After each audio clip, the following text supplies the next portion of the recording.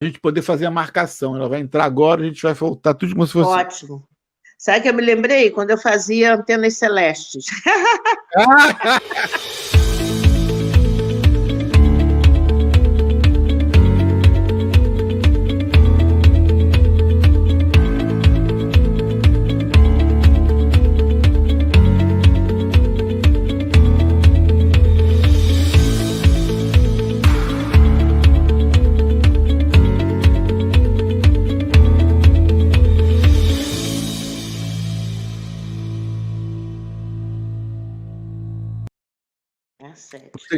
Estamos de volta aqui com a Glaucenira. Você que viu o episódio anterior, você escutou a história da Glaucenira do Brasil a Barcelona. Você deve estar curioso para a segunda etapa. A segunda etapa começa assim: Glaucenira, me conta aí, Glaucenira, como é que. Se você tem saudade do Brasil. Pergunta aí, sou um brasileiro. Chega a dar uma dorzinha aqui. Mas você mora mais de 40 anos aí, Glaucenira. Você tem saudade do Brasil? Muito, muito. Olha, uma vez, assim que eu me casei, meu marido falou assim: vou fazer de você uma verdadeira espanhola. Eu falei assim: olha, você vai perder seu tempo. Nasci brasileira, amo o Brasil e vou morrer brasileira. Então, não perca seu tempo, que eu não vou me tornar uma espanhola. Tem nacionalidade aqui. E como é que você faz para matar a saudade do Brasil? Bom, hoje é mais fácil, mas eu digo que naquela época, vamos botar aí 20 anos atrás, como é que você fazia para matar a saudade do Brasil? Era difícil. Aqui em Barcelona tinha uma associação chamada Associação de Amigos do Brasil, formada basicamente por espanhóis que viveram no Brasil e tinham filhos já nascidos no Brasil também, e formaram essa associação. Aliás, foi uma das primeiras associações que se criou em Barcelona, foi a Associação de Amigos do Brasil. Infelizmente, desapareceu porque as pessoas foram envelhecendo, os filhos já não se interessaram mais, a associação acabou. E eles faziam muita programação cultural, então eu ia lá, fazia parte, aí tinha um grupo de samba, eu me metia lá no samba também, e saía na escola de samba, então, e tinha algum restaurante brasileiro, tinha 2 bares brasileiros também em Barcelona. Eu sempre procurava alguma coisa do Brasil. O restaurante tinha um que era de um português que fazia alguma coisa brasileira, né? Quando não tem restaurante brasileiro, os portugueses sempre abrem um restaurante e elaboram comidas brasileiras, né? Então, assim que eu matava a saudade, e fazendo comida também na medida do possível. Eu tentava fazer o feijão, dizem que a minha feijoada é muito boa. Estarei em breve aí provando, se Deus quiser. Pois é, vai sim, claro, vem aqui a Barcelona, e aqui na Galícia, agora eu estou na minha casa da Galícia. Eu tenho casa em Barcelona e na Galícia. O confinamento eu vim para cá, porque aqui é muito melhor, é mais espaço e tudo do que lá, que é apartamento, e estou aqui na Galícia, mas já sabe, já está convidado, tá bom? E aí, naquela época, não tinha WhatsApp, não tinha... Não, eu tinha que ligar para o Brasil, e às vezes, na minha época do doutorado, que eu não tinha bolsa nem nada, né? E às vezes eu tinha que ligar, eu ligava a cobrar. Então foi uma vez muito engraçado, eu sempre contava isso para os alunos, porque eu ligo a cobrar e a telefonista falou para minha mãe: ligação a cobrar. Minha mãe falou: pois não. Aí a telefonista voltou e falou assim: não, ela disse que não aceita. Eu falei: mas como é que não aceita? Minha mãe não pode fazer isso comigo. Eu desesperada, que a gente tinha que ir para as cabines, entendeu? Quando você viu uma fila muito grande numa cabine, é que aquela cabine não estava funcionando muito bem, e a gente aproveitava para fazer ligações, entendeu? Então, eu só vi estudantes na fila.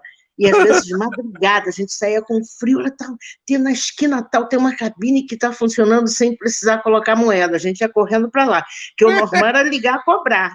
Então, eu mostrei a questão do idioma, não é? Porque nós somos tão positivos que até o nosso sim, a gente responde com um pois não. O espanhol não entende isso. Mas por que você diz um pois não? Claro, pois não. Pois não é sim em português. Sua mãe respondeu pois não e ela entendeu não. Claro. E ela entendeu não. Aí eu peguei, botei uma moeda assim rápido, falei: mãe, eu estou ligando, a senhora diz que não quer aceitar a ligação. Eu falei, ela falou, não, minha filha. Eu disse, pois não, e fiquei esperando. Ah!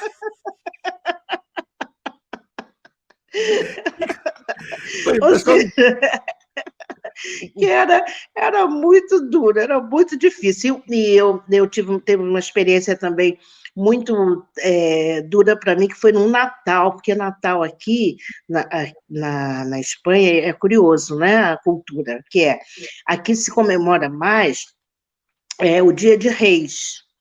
Acho que quem traz brinquedo para as crianças na Espanha são os Reis Magos, então fazem aquela festa, a festa da cavalgada de reis, aí entra os Reis Magos montados nos camelos, com séquito, e os reis, então, o rei sempre que faz mais sucesso aqui é o Baltazar, porque é o negro, né? Porque não havia negro aqui, né? Então o Baltazar era o suprassumo. Então as crianças escrevem carta para os reis, não para Papai Noel. Papai Noel, Olha, que Natal, legal. ninguém liga muito, não. E eu passei um Natal aqui uma vez sozinha, eu fiquei tão triste, falei, meu Deus do céu, eu sozinha nesse Natal, não dei, porque ninguém comemorava, então você ficava, sabe, sem...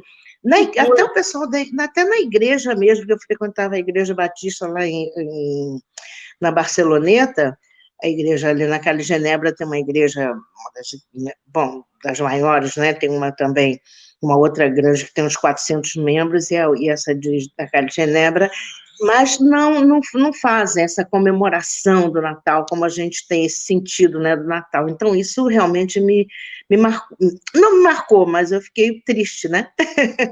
Você sabe que aqui é o Ano Novo, né? Aqui o Ano Novo, aqui o pessoal vai dormir e acorda no dia seguinte. A gente lá É? então, Ano Novo, Ano Novo. Ué, gente. É. Não, aqui sabe como é a tradição? No Ano Novo, todo mundo na frente da televisão, aí tem você conhece Madrid, não, né? Sim, conheço. Na Porta do Sol, A na Porta Praça do do Sol. Sol, ali tem um grande relógio. Então, o Quase relógio assaltado ali uma vez. o relógio tem que dar as 12 badaladas, então 1 minuto antes da meia-noite o relógio vai marcando, e cada marcação que o relógio dá, você tem que comer uma uva, então todo mundo fica com 12 uvas. Olha, que legal! Aí, a primeira vez eu quase que engasguei com tanta uva, porque você fica toda a família toda reunida, todo mundo. Os que estão lá ficam lá na Porta do Sol, cada um com suas uvas, e quem está em casa bota a uva, acabou o jantar, que chama a ceia, né? Aí vamos para lá para ver as 12 badaladas, e quando acaba, todo mundo confraterniza. É assim que é o final do ano aqui na Espanha. Legal. É muito tradicional. Aqui tem a festa lá de Nova York, né? Mas que eu tinha vontade de ver, lá no Times Square, mas todo mundo que fala assim, olha, é a maior decepção da vida, porque é um lugar lotado, milhares de pessoas, e quando a bola baixa, a polícia começa a falar, vambora, tem que ir embora, tem que ir embora. Aí, é mesmo? E aqui onde que eu moro, aqui em Boca Raton, aqui nessa região, não tem nada, cara, não tem nada. Pois Eu fico, então, isso que eu tô falando. Agora, essa da Festa dos Reis eu não sabia. Interessante. Sim. Aqui, e eu, como eu, boba, né? Eu disse uma vez, aí eu pensei assim, ué, mas os Reis Magos estão vindo do Oriente para cá, olha, parece criança, né? Aí um dia os Reis Magos estão distribuindo presente no hospital, estão distribuindo presente não sei onde. Eu falei, como é que pode? Se são 3, como eles podem estar em tantos lugares? Depois eu vi que não tinha nada a ver. Então, aí o Papai Noel são os Reis Magos. Pois é, são os Reis Magos. As crianças escrevem carta para o rei. O que você quer pedir ao Rei Mago? E o que você pediu de reis? O que você quer de reis? Então, no Natal, ninguém dá presente, é só no dia de reis. Entendeu? Olha só. Então, quer dizer, já é uma coisa de cultura que faz a gente sentir saudade da nossa cultura, né? Muita, porque primeiro pela diferença climática, né? Você pega um Natal aqui com frio medonho, né? Frio, chuva, e no Brasil é verão, todo mundo na rua, né? Nas casas e não sei o quê. Aqui as pessoas não são muito de convidar. Eu estou no coral. O nosso coral fez 22 anos outro dia, né? O coral do Colégio de Advogados. Aqui nessa minha casa, aqui na Galícia, já vieram muitos colegas do coral. Pergunta se eu já fui à casa de alguém do coral. Nunca ninguém me convidou. Então, isso é uma grande diferença também. É, Quem emigra sente muito isso. Nós que somos que viemos do Brasil, né, e até da América mesmo, o sentido é outro, né? Aqui as pessoas convidam muito para você se encontrar nos restaurantes, nos bares, mas na sua casa, nem o telefone. Eu trabalhei 7 anos com esses colegas meus de faculdade, do curso do Colégio de Advogados, nunca tive telefone na casa de nenhum deles. Olha não só, dão. eram seus sócios. E eram meus sócios, éramos sócios, não tinha telefone, nem nunca fui na casa deles. E eles iam na minha casa fazer comida, fazer aquela Porque feijoada, essa você coisa tem que a o gente seu faz. coração brasileiro funcionando, né? Isso sempre, sempre, sempre. E eles falam assim para mim, ai, Glaucenira, você tem sempre gente na sua casa, né? Muita gente na sua casa. Eu falei, sim, mas eu adoro ter gente na minha casa. Eles não entendem, porque eles não convidam para a casa deles. Mas isso é uma cultura espanhol, do espanhol. Do espanhol. É mais da Catalunha. O galego não. Como o galego emigra, a característica do galego é a imigração, né? É difícil você encontrar um galego que não tenha família ou que um ancestral, um avô, um bisavô não tenha emigrado para a América. A maioria, a Galícia é formada basicamente por emigrantes, né? Muita característica do galego é essa. Então, eles são mais abertos, são bastante diferentes, são generosos também, mas o catalão é muito fechado, muito. Eu me dou, me sinto bem lá, mas é muito difícil, muito diferente. Então, com isso, você já começa me respondendo a pergunta que eu ia te fazer a seguir. Me dá 3 coisas que não são boas na Espanha. Uma primeira já falou aí, né? A falta de vamos dizer, o individualismo, né, que é muito típico também, né, do caráter do europeu, são muito individualistas, né, mas são pessoas que têm uma certa,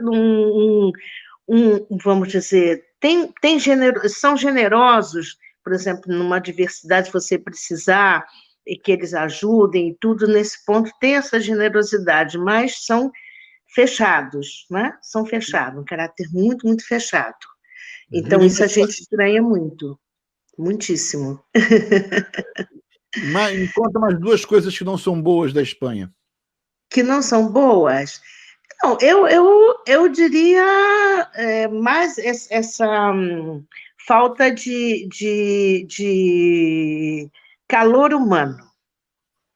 Calor humano. Então, eu percebi, quando eu vim para cá, que as mães eles não pegam os filhos no colo. E isso faz com que as pessoas não saibam abraçar. Uma vez eu fui abraçar uma que tinha cantado no coral, eu não via há muito tempo, falei, mas que felicidade, quando eu fiz assim, ela ficou com os braços para baixo. Não sabem. Por quê? Porque isso vem da própria formação. Você só vê as mães carregando as crianças no carrinho. As mulheres aqui, normalmente, depois que elas têm o bebê, elas tomam uma vacina para secar o leite para não amamentar. Não existe alentamento materno aqui.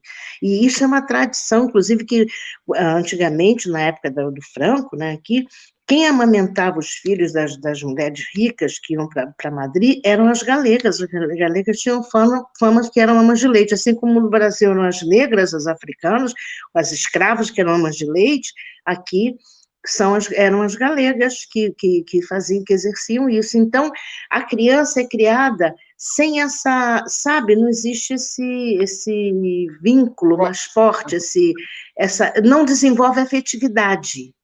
E ao não desenvolver a afetividade, se faz com que as pessoas sejam mais frias, mais distantes, sabe? Então, eles não têm. Meu marido sempre fala assim, vocês brasileiros se tocam muito, né? Porque a gente vai dar o braço, né? Sai de braço dado com uma amiga, com um amigo e tudo, e aqui isso não existe. Então, isso você acabou de me dar uma lição que me faz entender o comportamento de muita gente que eu conheço da Catalunha. Tá vendo? Entendeu? É, eu tive negócios por causa do meu time de futebol com o pessoal de Barcelona, né? Sim. E o povo frio, gente. Muito. São muito, mas muito. Semblante nem sempre feliz. Claro. Sim. Não, sabe que eles... Olha, eu canto, eu no coral, sabe como me chamam? Chegou a alegria. Glaucenira, quando o dia está ensolarado, minhas amigas fazem assim, hoje faz um dia Glauce, que às vezes me chamam de Glauce, hoje faz um dia Glauce, quando o dia está muito bonito, isso que é dia Glauce, que não sabe por que eu sou tão feliz, porque meu marido diz assim, por que vocês brasileiros gostam, vocês riem tanto? Seu irmão Joel só vive rindo, eu não sei de que tanto ele acha graça. Eu falei, não, a gente ri porque a gente é feliz. Joel, meu grande parceiro, Joel. Você sabe que tem uma história de Joel. Joel, cara, Joel e Conceição são pessoas adoráveis, né? Aí é verdade. Eu tinha começado eu sempre fui meio maluco com esse negócio de informação, de empresa, conexão, coisa. Carregar no telefone. Tá acabando. Carrega aí. Sim.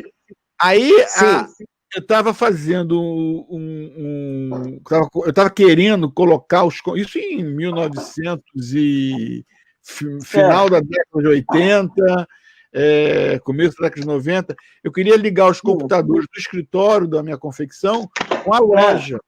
E me falaram, olha, você faz o seguinte, você não tem como, você tem que ter, não tinha internet, né? Não tem como e tal. E aí eu falei assim, sabe uma coisa? Tinha um negócio no Brasil chamado LP, linha privada, que ia de um telefone de um ponto para outro. E aí você puxava o telefone e tocava lá no outro ponto, aí você desligava. E nós tínhamos isso da confecção e do escritório com a loja. Com a loja. Aí eu, meio maluco, falei assim, peraí, se precisa estar ligado um outro, esse negócio liga um lado no outro. Então, vamos ligar para funcionar. Aí o Joel entrou nessa história. Por que o Joel entrou nessa história? Porque ele me deu orientação do que não funcionaria, porque um modelo dessa linha privada não daria certo, porque ele já tinha um carregamento próprio. Resumindo, funcionou o que eu fiz, era lento, era tão lento que valia a pena você pegar um táxi para ir na confecção para descobrir o que estava acontecendo. Mas funcionou. E o Joel me deu umas dicas, que ele trabalhava na Telerge naquela época, não sei nem se se aposentou lá. Deve ter se aposentado lá, né? Sim, já. Faz tempo que o Joel se aposentou, porque ele começou cedo lá, né, na Telerge, então se aposentou já.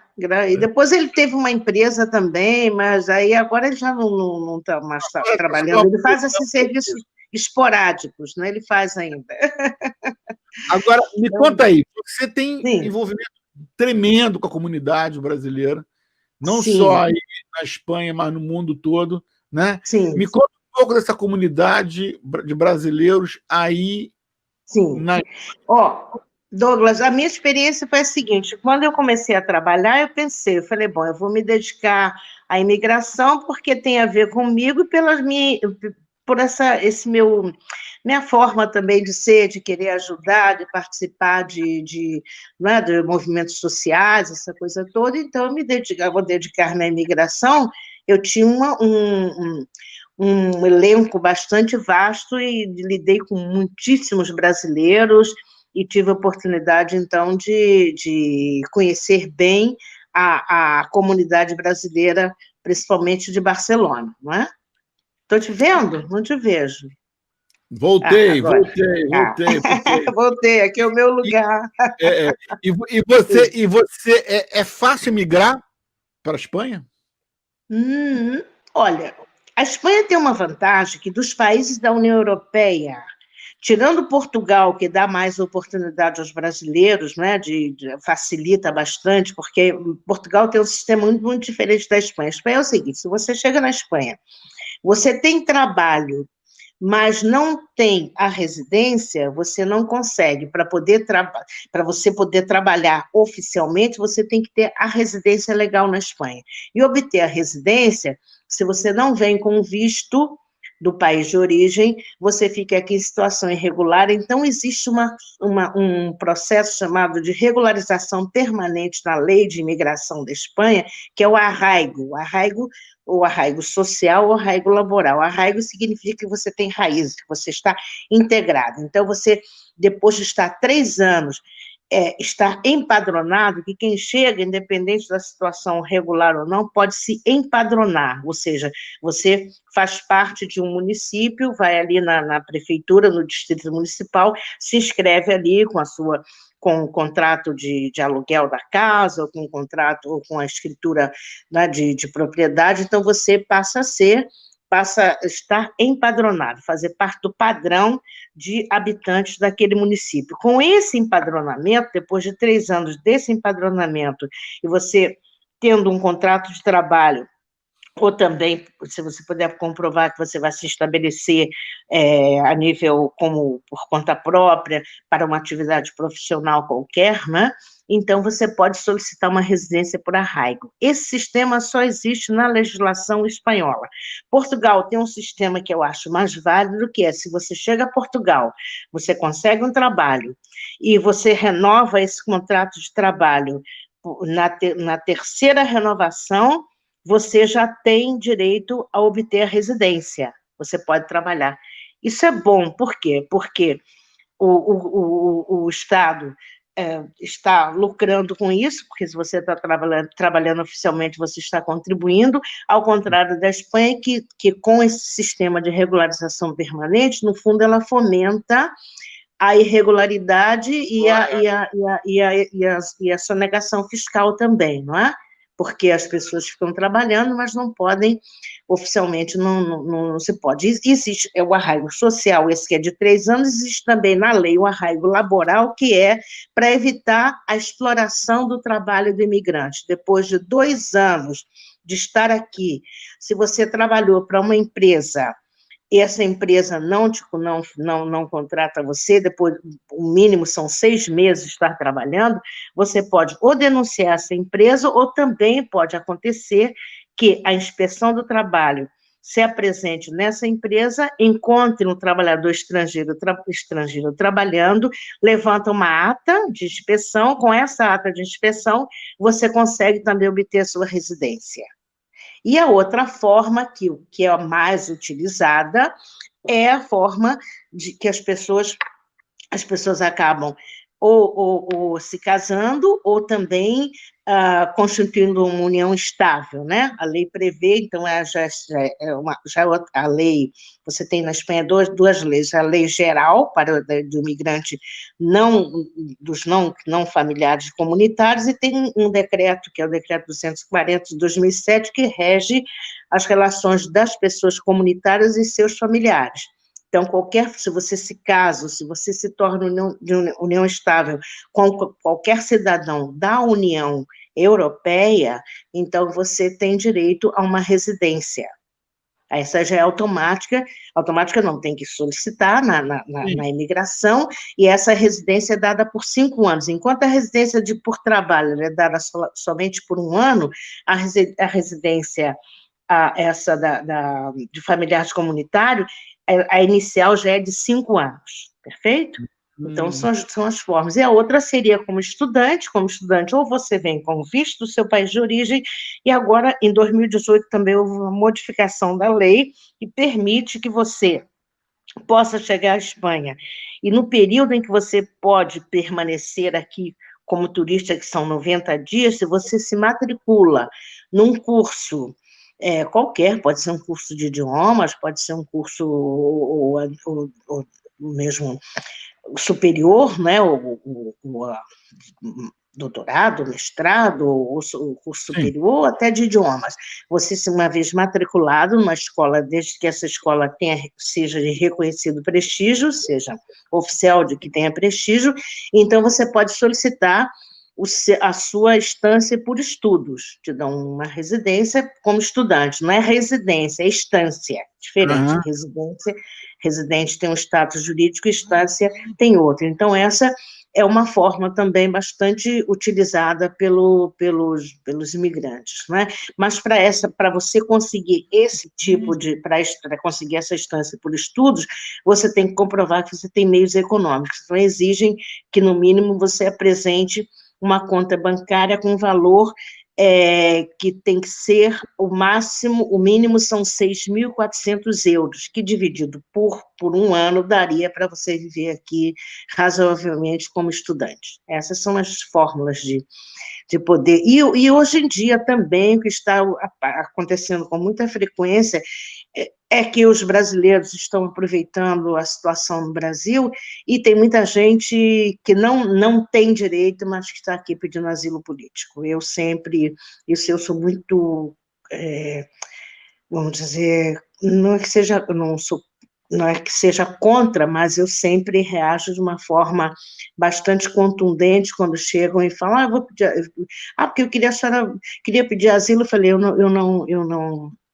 não faço esse tipo de tramitação, de asilo, e acho que não tem motivo para você estar pedindo asilo político, porque o Brasil não está em guerra, você não faz parte do coletivo de pessoas que estejam sendo perseguidos por razões de ideologias ou por orientação sexual. O Brasil nunca perseguiu, quer dizer, existe uma pressão da sociedade, mas perseguir claramente uma pessoa por ser trans ou homossexual, isso não existe, como existe em alguns países que é crime, né? Os países árabes, principalmente, os homossexuais isso é considerado crime. Então, quando vem, mas está vendo com muita frequência que como a facilidade que se tem de chegar, pedir a proteção internacional e já obter uma residência provisória, ainda que depois vai ser denegado, que o asilo vai ser denegado, que não se ajusta ao que estabelece a lei de asilo, o que faz essa pessoa? Ele prefere, tenho aqui uma residência por um tempo, depois vai ficar em situação irregular, esperando os 3 anos de empadronamento para poder pedir a residência por um tempo. Entendi. Agora, e não tem a residência por parentes, por antepassados, avô, tia, não tem? Não, tem, por exemplo, a residência que é também para as pessoas que são netas de espanhol. Se você é neto de espanhol, você pode obter uma residência que se chama de arraigo familiar. Arraigo familiar, esqueci também de comentar uma outra coisa, uma outra tática também utilizada, muito utilizada pelos brasileiros, que é o arraigo familiar pode ser porque você é neto ou é filho no espanhol que tinha perdido a nacionalidade, depois recupera essa nacionalidade. Aconteceu muito isso quando houve o período da Lei de Memória Histórica, que foi em 2007, a Lei de Memória Histórica, que dava direito às pessoas, aos netos espanhóis, de acederem diretamente até a nacionalidade espanhola sem passar pela residência. Essa lei durou somente 2 anos.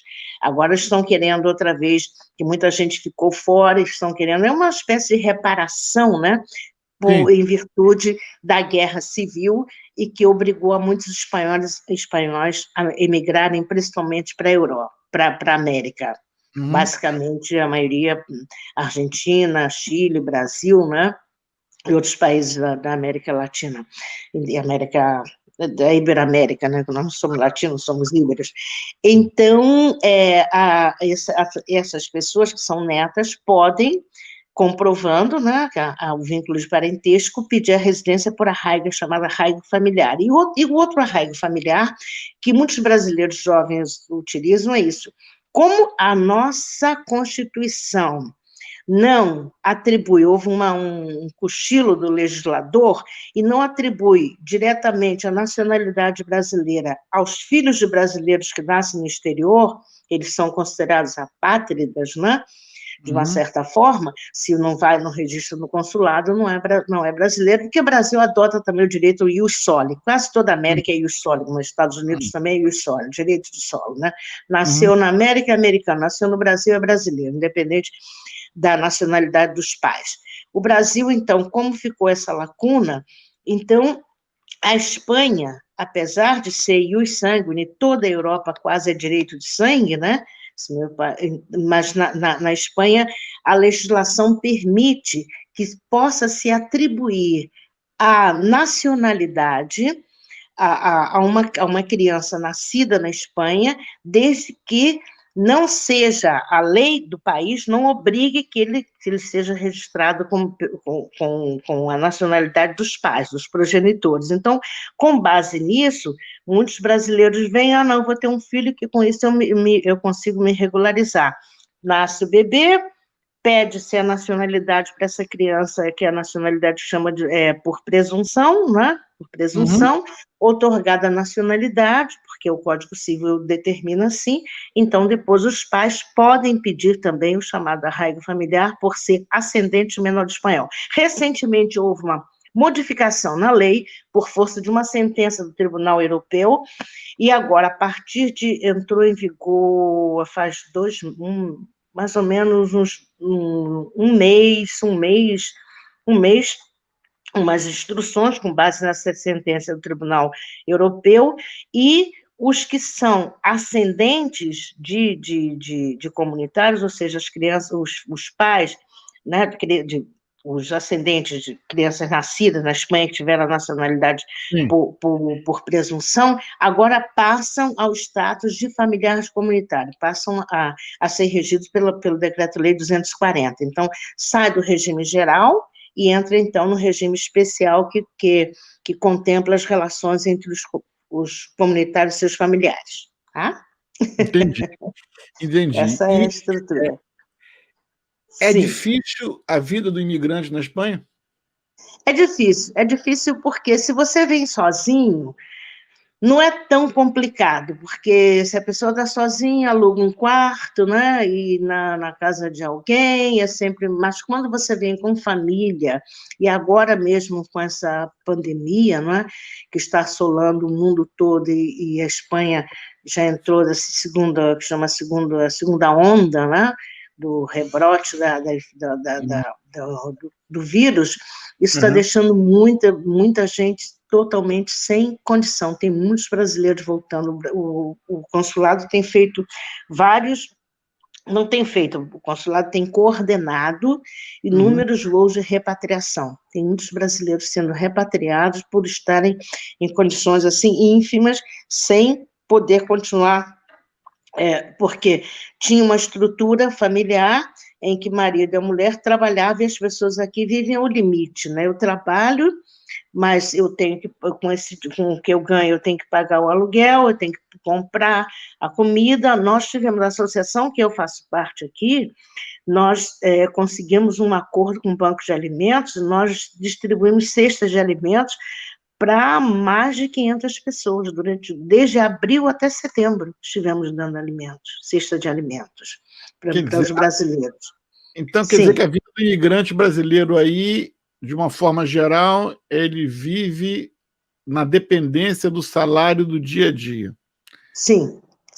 E, além disso, além de viver na dependência do salário do dia a dia, eu estava conversando outro dia, semana passada, com uma lá no meu escritório, e ela vive fazendo limpeza. Ela falou que a irmã dela disse: minha irmã não perdeu muito não, mas eu perdi muitas limpezas, e ainda tenho que ajudar a minha família lá no Brasil. Quer dizer, ainda tem esse problema de terem que ajudar, socorrer as famílias no Brasil e vivendo aqui ao limite. Quem trabalhava eu mesmo, por exemplo, a menina que fazia faxina na minha casa, eu vim embora para cá, ela ficou sem trabalho, né? Ficou sem um dos trabalhos, porque se eu estou aqui na Galícia, a casa está fechada, o apartamento lá está fechado. Então, igual aconteceu com muitos outros brasileiros, e o pessoal que trabalhava também na hostelaria, né? Muitos brasileiros trabalhando no setor de hoteleiro, trabalham em hotéis, em restaurantes, restaurantes brasileiros. Eu tenho restaurante brasileiro aqui, que eu vi, a dona falou para mim: Glauceneira, só misericórdia divina, só Deus. O restaurante está estruturado na família. Ela na cozinha, o marido e os 2 filhos trabalhando. Os 3 filhos trabalham. Você imagina o que é? 5 pessoas que dependem de um negócio. Uma única fonte de renda. Não tem. Nenhuma, não tem. Então, essa que é a realidade. Existe uma resistência do espanhol para o imigrante? Olha, Assim, claramente, atualmente sim. Por quê? Porque como na época, a gente pode usar a expressão, né? Na época das vacas gordas, não, mas a hora como a vaca é magra, então é difícil dividir, né? Aham. Então, como dividir o pão é complicado. Então, como eles agora também estão necessitados e veem que tem muito imigrante sendo beneficiado pelas Aí, ajudas, né? aí a situação fica diferente, né? Aí fica diferente, entendeu? Esse aqui houve um período em que era muito necessária, inclusive no período dos anos 92, veio a Olimpíada, né? A Copa do Mundo de 82, depois 92 a Olimpíada, Barcelona passou por uma transformação profunda, então isso necessitavam da mão de obra imigrante. Uhum. Mas agora, como há uma crise muito grande, então nem sempre é fácil compartilhar o pão.